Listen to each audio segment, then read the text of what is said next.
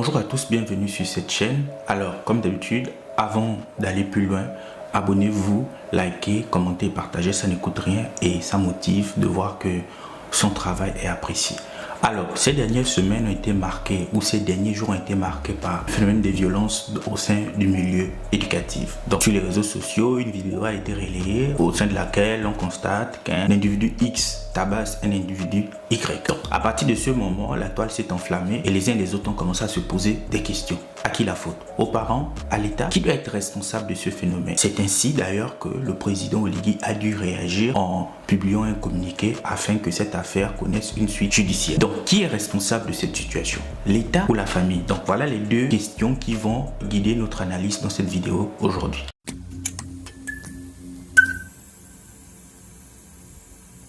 Alors, qui est responsable du phénomène des violences en milieu scolaire? Certains disent l'État, parce que l'État est le garant du bon fonctionnement de la société. Et comme ces violences ont lieu dans les établissements qui sont sous la tutelle du ministère de l'Éducation nationale, certains pointent rapidement l'État en disant que c'est l'État qui doit mettre en place des mesures. C'est l'État qui doit finalement trouver une solution à ce problème. Même lorsque le phénomène a eu lieu hors de l'école, certains estiment que ce sont des élèves et qu'à partir de ce moment, c'est l'État qui doit prendre la responsabilité.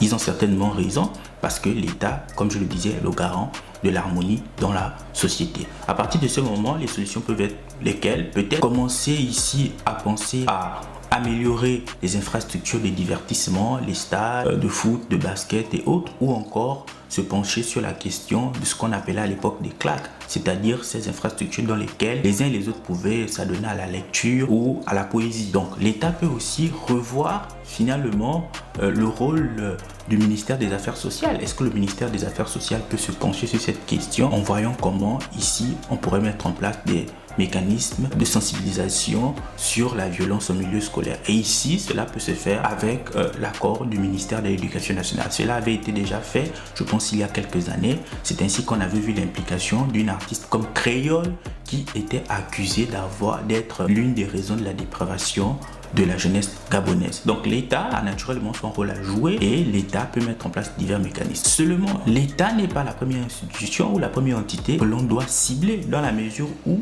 il y a un cadre bien précis et ce cadre, c'est la famille.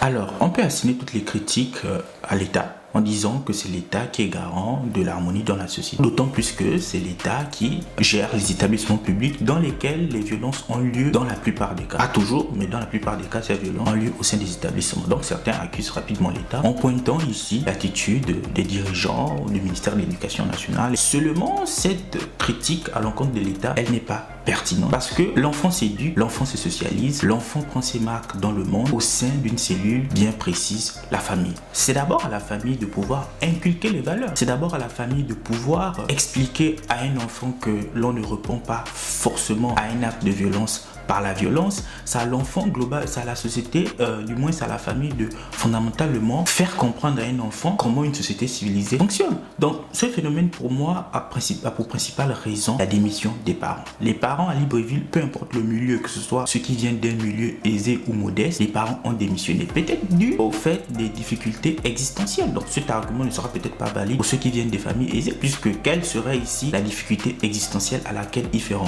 Ils n'auront pas de problèmes d'argent, des problèmes de chômage, etc. Cependant, on doit toujours ici garder en tête que ceux qui font l'éducation d'un enfant, ce sont les parents. Donc les parents sont pour moi les responsables de ce phénomène parce que beaucoup de parents ont démissionné. Comme je le disais, peu importe le milieu social, on se rend compte que depuis une dizaine d'années, les parents ne font plus ce qu'ils doivent faire, c'est-à-dire inculquer des valeurs aux enfants. Parce qu'on constate tout simplement que les grands délinquants à Libreville, ce sont souvent des adolescents de 13, 14, 15, 16, voire 17 ans. Ce qui est d'autant plus alarmant, alors que dans les années 90, ce qu'on appelait les cool mongers, c'était des adultes, des personnes qui avaient peut-être 30, 40 ans, 25 ans. Mais aujourd'hui, les grands criminels à Libreville, ce sont des adolescents. Donc cela reporte finalement la problématique sur les parents. Que font les parents? Est-ce que les parents jouent réellement leur rôle? Est-ce que les parents sont toujours aujourd'hui les garants de l'éducation de leurs enfants, ou c'est tout simplement la télévision, la rue qui éduque les enfants? Donc l'une des raisons ou l'un des domaines sur lesquels on peut s'appuyer en tant que parent, c'est notamment le cadre religieux. Pour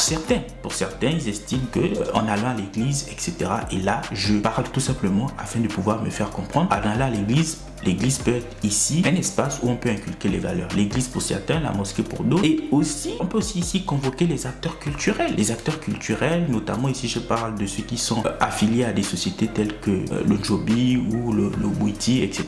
Et toutes ces sociétés traditionnelles qui peuvent aussi apporter leur pierre à l'édifice dans l'éducation de la jeunesse gabonaise, en finalement peut-être rencontrant les parents et peut-être ici s'appuyer ce qui a fait ici la base de l'équilibre social dans les sociétés africaines précoloniales. Donc pour moi, ceux qui sont responsables de ce phénomène, ce sont les parents. C'est les parents qui doivent prendre leur rôle au sérieux, leur rôle d'éducateur. En général, ce qu'on constate avec les parents, c'est qu'ils délèguent effectivement l'éducation de leurs enfants, qu'ils confondent à l'instruction à l'État. Lorsqu'un enfant a pu avoir à manger, à boire, il peut se vêtir, il a l'argent du taxi, comme on dit au Gabon, ça suffit. Alors que cela n'est pas fondamentalement ce qui pourrait être un schéma d'éducation pour un enfant qui sera ici demain le responsable du bon fonctionnement de la société. Donc pour moi, ce sont les parents qui sont responsables de cette situation et à chaque parent de prendre ses responsabilités en fonction du cadre social et culturel dans lequel il se trouve. Donc merci d'avoir regardé cette vidéo. On se donne rendez-vous dans une prochaine vidéo.